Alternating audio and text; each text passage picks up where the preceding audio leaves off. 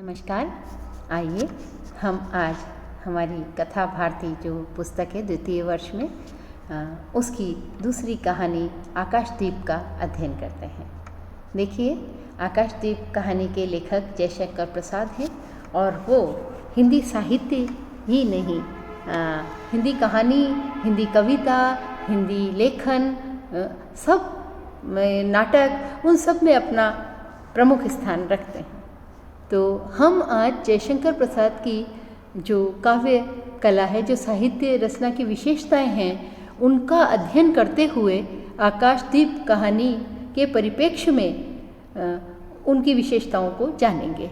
तो यह जो मैं आज वीडियो डाल रही हूँ, यह जयशंकर प्रसाद की साहित्य की जो प्रमुख विशेषताएं हैं, उनके लिए भी अपनी अलग पहचान रखेगा और अपने विशेषताओं को बताएगा। तो विद्यार्थियों, आपको यह देखना है कि मैं ये जो विशेषताएं बता रही हूँ, ये न केवल इस कहानी की है, अभी तो उनकी संपूर्ण साहित्य जो है उनका, जयशंकर प्रसाद का, उनमें भी अपनी विशेषता रखते हैं और उनको अपन जान सकेंगे, ऐसा मेरा प्रयत्न रहेगा।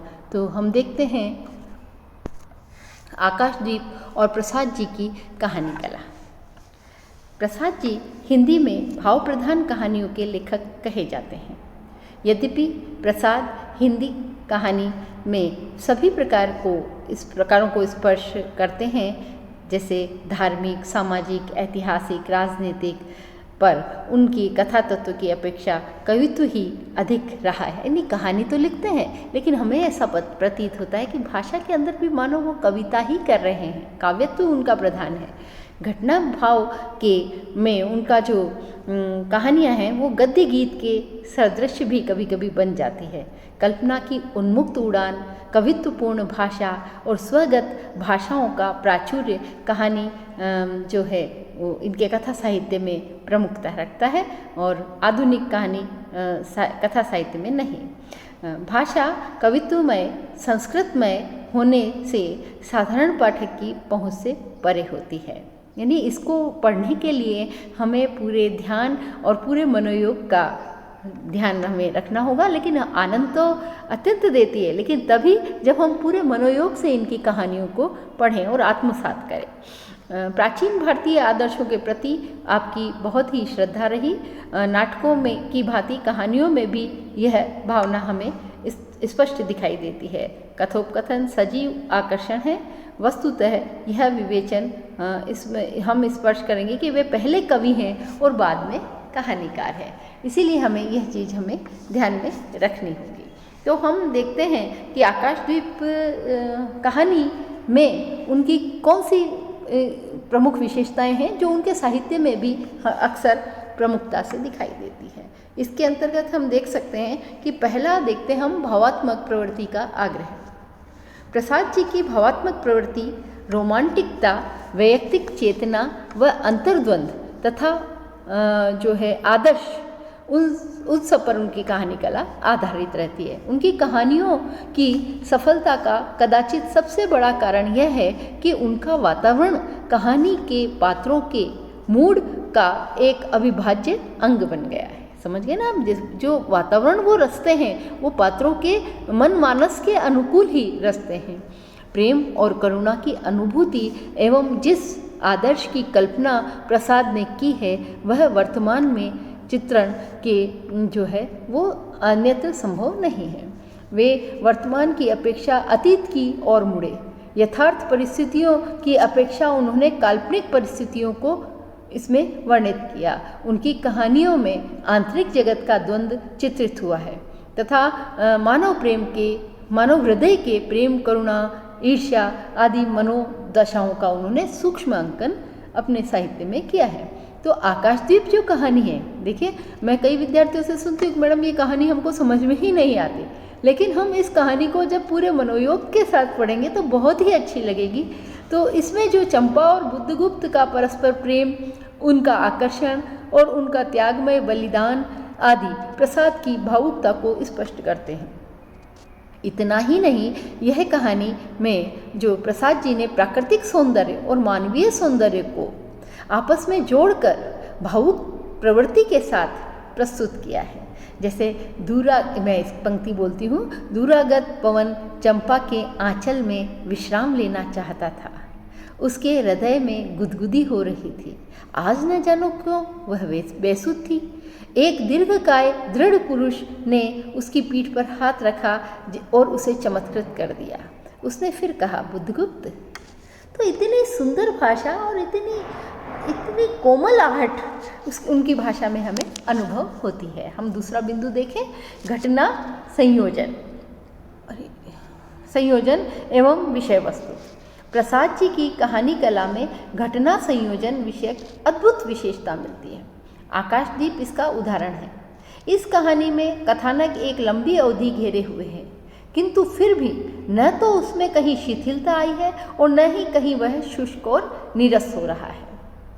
क्योंकि हम पूरी कहानी को देखते तो वो काफ़ी समय हमको लगता है, जब पढ़ने लगते तो उसमें डूब जाए तो हमें लगता है बहुत दूर तक चले आए, लेकिन वह नीरस नहीं हो पाता है। पूरी कहानी जो है वस्तु संगठन, घटना संगठन और विषय चयन की दृष्टि से सफल दिखाई देती है। भारतीय संस्कृति, इतिहास और बौद्ध दर्शन के प्रति प्रसाद जी की जो आसक्ति है वह इस कहानी के वातावरण, काल, घटना, स्थल, पात्र सभी के अंदर प्रकट होती है। यदि यह मानकर चलें कि कहानी सामाजिक यथार्थ का सबसे निकट चित्रण करती है तो यह प्रसाद जी की कहानियों में अन्यत्र नहीं मिलेगा। वे एक दूसरे धरातल पर चलती है जहां भावुक मन की उड़ान और नाटकीय स्थितियां हैं। प्रसाद जी की कहानी जो है वह मूलतः, प्रसाद जी स्वयं मूलतः कवि और नाटककार ही रहे हैं। काव्य और नाटककार की पद्धतियों का उपयोग कदाचित उनकी कहानी की रचना प्रक्रिया में मिलता है और ये हम यहाँ देख सकते हैं। इनकी भाषा, अलंकारिक रूप, जो स्वरूप है भाषा का, वह अधिक होने के कारण ये कवि होने का परिचय देता है। अगला देखते हैं हम, क्षमा करें, इनकी विशेषताओं में रोमानी भावबोध प्रेरित मानवता जो है वो इनकी, अब हम कहें रोमानी क्या है? रोमानी वह हृदय का एक एहसास जो अंदर तक हमारे रोम को खड़ा कर दे, विचलित कर दे, वह हम उनकी कहानियों के अंतर्गत देखते हैं। प्रसाद की जो आकाशदीप कहानी है वह रोमानी भावबोध प्रेरित मानवता को विशेष महत्व देती है। इसका कारण प्रसाद जी की छायावादी प्रवृत्ति है। इनकी जो यह कहानी है वह अन्य अनेक कहानियों के विषय पर मानवतावादी रही है, जो जीवन की यथार्थ एवं भयंकर क्रूरताओं को, कठोरता आदि के उत्पन्न भेदभावों के ऊपर उठकर मानवतावाद के प्रति आस्था जो है वो लिए हुए है। आकाशदीप कहानी तो उसका सार्थक उदाहरण प्रस्तुत करती है। बुद्धगुप्त और चंपा के संदर्भ में रोमानी भावबोध के से पुष्ट मानवतावाद को समझा जा सकता है। वस्तुतः कतिपय बाहरी असमानताओं के होते हुए बुद्धगुप्त और चंपा है वह एक दूसरे के लिए समर्पित हैं, एक दूसरे को प्यार भी करते हैं। प्रेम की गहराई और आकर्षण के समक्ष सभी असमानताएं समाप्त होती है। यही कारण है कि चंपा बुद्धगुप्त के मानवीय भाषा में कहती है, विश्वास कदाचित नहीं बुद्धगुप्त। जब मैं अपने हृदय पर विश्वास नहीं कर सकती, उसी ने धोखा दिया, तो मैं कैसे समझूं? मैं तुम्हें घृणा करती हूँ, फिर भी तुम्हारे लिए मर सकती हूँ। अंधेरे में जल दस्यु, मैं तुम्हें प्यार करती हूँ। ये बात वो अपनी भाषाओं के द्वारा कहती है। तो वो हृदय, दोनों चीज़ें, घृणा भी करना और प्रेम भी करना, ये जब मन ही किसी का वशीभूत ना हो तो एक अलग सा एहसास उसके मन के अंदर जो है रोमानी, वो उनको मानवता को प्रेरित करने वाला एहसास है। अगला हम देखते हैं अंतरसंघर्ष और नारी त्याग। तो ये अंतरसंघर्ष जो है ये जयशंकर प्रसाद की हर रचना में दिखाई देता है। और क्यों दिखाई देता? हम आप और हम भी देख सकते हैं कि हमारे मन का जो अंतर संघर्ष है, हम कभी सोचते हैं ये करें, यह नहीं करें, ये करना चाहिए। तो यह जो अंतर संघर्ष है वह प्रसाद जी ने बहुत सुंदर तरीके से अपनी साहित्य के अंदर उभारा है, चाहे वह कविता हो, चाहे वह उनके नाटक हो, चाहे ये कहानी हो। तो आकाशदीप जैसी कहानियों में अंतर संघर्ष, नारी के बहुत सारे उदाहरण हम देख सकते हैं। आकाशदीप में चंपा का व्यक्तित्व त्याग, क्षमा, भावुकता, प्रेम और सौंदर्य से युक्त है। उसमें व्यक्तिगत भावना और परंपरागत नैतिकता का द्वंद्व सामने आता है। भावना और कर्तव्य के बीच जो संघर्ष है वह दिखाई देता है। यह कर्तव्य भी देश प्रेम, वंश मर्यादा या पारिवारिक शत्रुता के निर्वाह के रूप में आता है, जो स्थापित नैतिकता से ही व्यक्त होता है। व्यक्ति की भावना इनके विरुद्ध विद्रोह नहीं करती, वरन द्वंद्व की छटपटाहट जो है वह अंततः एक कल्पित आदर्श के प्रति समर्पित होती है। यह हम कह सकते हैं कि इनकी कहानियों में यह ध्वनित होता है कि वह समाज के किस काम का है, क्योंकि प्रसाद जी नहीं चाहते हुए भी व्यक्ति से समाज को प्रमुख मानते हैं। तो इसीलिए वो यहाँ पर ये कह रहे हैं कि व्यक्ति का विकास नहीं हो पाता, वरन वे कहानियों के द्वारा एक गहरे अर्थ में, जिसे हम कहें त्रासदी, जिसे हम कहें ना ट्रेजेडी, तो भाग्य की विडंबना को प्रकट करती है। समाज के प्रति विद्रोह नहीं, वरन कल्पित आदर्श के प्रति समर्पण जो है वो उनका इसमें दिखाई देता है। चंपा जो है वह उस द्वीप में अकेली रह जाती है और पुरस्कार को, जो उनकी दूसरी कहानी है एक पुरस्कार, उसके अंदर भी वह अंतर्व्यथा से पीड़ित है। तो ज़्यादातर इनके पात्र जो हैं वो अंतर्व्यवस्था को ही व्यक्त करते हैं। अगला हम बिंदु देखते हैं, प्राचीन और नवीन का जो सामंजस्य है वह प्रसाद की कहानियों में बहुतायत से देख सकते हैं।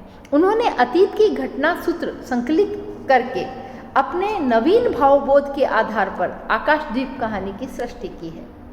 और भी दूसरी कहानियाँ या दूसरे नाटक भी हम इसी तरीके के लिखे हुए देख सकते हैं। प्रसाद के व्यक्तित्व पर बौद्ध दर्शन और भारतीय संस्कृति का बहुत प्रभाव था। यही कारण है कि इनकी भावधारा में एक ओर बौद्ध दर्शन की करुणा, त्याग और बलिदान था, तो दूसरी ओर भारतीय संस्कृति की चारित्रिक उदारता और आदर्श का अपूर्व आग्रह था। अपूर्व आग्रह मतलब वो आदर्श को सबसे पहले प्रस्तुत करते थे। इन दोनों आग्रहों से इनका जो जीवन दर्शन बना उसमें करुणा है, प्रेम है, आनंद है, आदर्श की जो भावना है वह भी इसमें हमें दिखाई देती है। इनके व्यक्तित्व में अतीत की इतनी अद्भुत प्रेरणा और भारतीय संस्कृति का इतना आग्रह दिखाई देता है कि इसके फलस्वरूप उन्हें वर्तमान की अपेक्षा अतीत की ओर जाना पड़ता है। यथार्थ परिस्थितियों की अपेक्षा काल्पनिक परिस्थितियों से होकर वे गुजरकर अपने जो आदर्श हैं उनकी स्थापना करते हैं। प्रसाद की भावगत प्रवृत्तियों का रहस्य भी यही है। जो इनकी भावभूमि है इसका भी यही रहस्य है। उनका मूल धरातल समाज, इतिहास और परिस्थितिजन्य है और इसमें कल्पना का पुट भी है। कल्पना तत्व इनके समस्त काव्य रूपों में मूल स्रोत है। यहाँ से उन्हें सौंदर्य और शिव की अनेक प्रेरणाएं प्राप्त हुई है। यह भागवत, यह जो है हम कहें भावगत प्रवृत्ति इनकी कहानी साहित्य की पूर्ण कलात्मक और उच्च शिखर पर स्थित है। इसी कारण इनकी प्रायः समस्त कहानियाँ भावात्मक पृष्ठभूमि प्रस्तुत करती है। अगला हम देखते हैं व्यक्ति हित और मानव सौंदर्य। देखो, व्यक्ति और मानव है ना, दोनों को हम इनकी साहित्य में देख सकते हैं। इनकी कहानी कला में समष्टि हित की अपेक्षा व्यक्तिगत हित और मानवीय सौंदर्य को अधिक महत्व है। आकाशदीप कहानी इसका उदाहरण है। इसका नायक बुद्धगुप्त अपनी प्रिया चंपा के लिए कुछ भी समर्पित करने को तत्पर है। उसने कहा है, आह चंपा, तुम कितनी निर्दय हो। बुद्धगुप्त को आज्ञा देकर तो देखो, वह क्या नहीं कर सकता, जो तुम्हारे लिए नए द्वीप की सृष्टि कर सकता है, नई प्रजा खोज सकता है, नया राज्य बना सकता है। अर्थात वो इस भाव सौंदर्य को व्यक्त करते हैं ना। तो यहाँ व्यक्ति हित और मानवीय सौंदर्य प्रमुख हो उठता है ना। ये हम इनके साहित्य के अंदर लगभग सभी साहित्यों में भी देखते हैं और इस कहानी में तो मूलतः दिखाई देता ही है। अगला हम देखते हैं इनका जो प्रमुख है वो कोमल प्रेम और सौंदर्य के कथाकार हैं। कोमल प्रेम इनकी हर रचना के अंदर प्रमुखता रखता है। सूक्ष्म सौंदर्य का अद्भुत चित्र इनके साहित्य में मिलता है। आकाशदीप कहानी में भी बुद्धगुप्त चंपा की और सहज प्रेम और प्रेम की कोमल भावनाओं के कारण ही आकर्षित है। बुद्धगुप्त के प्रेम में विनम्रता है, कोमलता है और एक प्रकार की सहज निश्चलता है। तभी वह कहता है, चंपा मैं ईश्वर को नहीं मानता, मैं पाप को नहीं मानता, मैं दया को भी नहीं समझ सकता, मैं उस लोक में विश्वास नहीं करता, पर मुझे अपने हृदय के एक दुर्बल अंश पर श्रद्धा हो गई है। तुम न जाने कैसे एक बहकी हुई तारिका के समान मेरे शून्य में उदित हुई और आलोक को एक कोमल रेखा जो है वो मेरे निबिड़तम में मुस्कुराने लगी। तो ये कितना सुंदर सी बात, मैं किसी फालतू की बातों को नहीं समझता हूँ, स्पष्ट कह रहा है, लेकिन मेरे हृदय के अंदर जो एक कोमल है वह दुर्बल जो अंश है उसके प्रति मैं श्रद्धा करता हूँ, जो चंपा के प्रति उसके हृदय में बस गया था, उसका वो कहते हैं। ठीक है, अगला हम देखते हैं भारतीय संस्कृति के व्याख्याकार। वैसे भी प्रसाद जी तो भारतीय संस्कृति के व्याख्याकार है ही, उनके हर रूप में, साहित्य के हर रंग में हम देख सकते हैं। तो ऐतिहासिक धरातल से प्रसाद ने जिन वर्ण विषयों और भावधाराओं को चुना है उसमें एक और विशुद्ध रूप में भारतीय संस्कृति की आदर्शवादिता और स्वर्ण युग की प्रतिष्ठा है, तो दूसरी ओर उन्होंने करुणा, बलिदान और उत्सर्ग जैसे भावाभिव्यक्तियों को भी अपने दार्शनिक और सामाजिक मान्यताओं के द्वारा चुनौती दी है। आकाशदीप कहानी के अंतर्गत भारतीय संस्कृति में करुणा, त्याग, मानवतावादी जो दृष्टिकोण दिखाई देता है। आकाशदीप का नायक बुद्धगुप्त मातृभूमि के प्रति विशेष अनुराग रखता है। चंपा से जो कुछ कहता है उसमें भारतीय संस्कृति की प्रति निष्ठा और भारतीय इतिहास के प्रति अनुराग का भाव ही दिखाई देता है। वह क्या कहता है, देखिए, चंपा हम लोग जन्मभूमि भारतवर्ष से कितनी दूर इन निरीह प्राणियों में इंद्र और शची के समान पूजित हैं, पर न जाने कौन अभिशाप हम लोगों को अभी तक अलग किए हुए है। स्मरण हो कि यह एक दार्शनिक देश है ना, वह एक दार्शनिक देश है। वह महिमा की प्रतिमा, मुझे वह स्मृति नित्य आकर्षित करती है। यानी भारतवर्ष का प्रेम, उस कवि का जो भारत के प्रति प्रेम है वह उन्होंने बुद्धगुप्त के द्वारा इस प्रकार संवाद से व्यक्त किया है। ठीक है, अगला देखें, छायावादी भावबोध। प्रसाद की कहानी कला में कवित्वपूर्ण दृष्टि और छायावादी भावबोध हमें दिखने को मिलता है। आकाशदीप कहानी में अनेक ऐसी उक्तियां हैं जो पात्रों के अनेक ऐसे कथन हैं जो कवित्व का सा आनंद देते हैं। चंपा और बुद्धगुप्त के प्रेमपूर्ण क्षणों को प्रसाद ने काव्यात्मक धरातल पर छायावादी शिल्प में प्रस्तुत किया है ना। तो ये देखो, एक पंक्ति देखिए आप, सामने शैलमाला की चोटी पर हरियाली में शीतल छाया स्वप्नलोक और सृजन करने लगे। उस मोहनी के रहस्यपूर्ण नील जाल का कुहक स्पष्ट हो रहा है। देखिए, मोहनी कौन? प्रकृति है ना, यहाँ रहस्य भाव के रूप में प्रकृति है। जैसे मदिरा से सारा अंतरिक्ष सिक्त हो गया, सृष्टि नील कमलों से भर उठी। इतना सुंदर वर्णन करते हैं जयशंकर प्रसाद किसी भी अपने कहानी, कविता या हर जो उनकी रचना है उसके अंदर हम उनको देखते हैं।